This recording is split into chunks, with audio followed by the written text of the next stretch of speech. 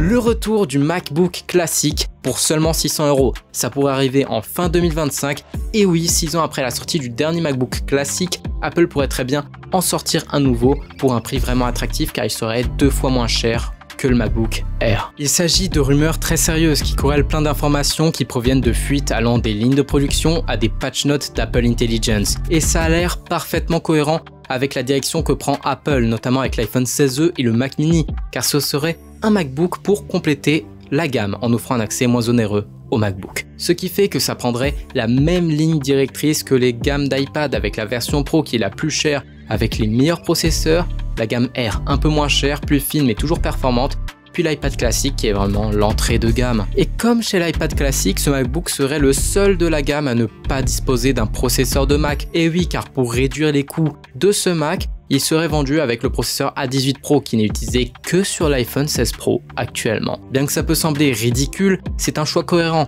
car au lieu de prendre une vieille puce de Mac comme le M1 qui n'est pas compatible avec Apple Intelligence, ils prennent une puce d'iPhone compatible avec Apple Intelligence qui est plus performante et qui le sera encore plus une fois refroidie dans un châssis de laptop et alimenté comme un laptop.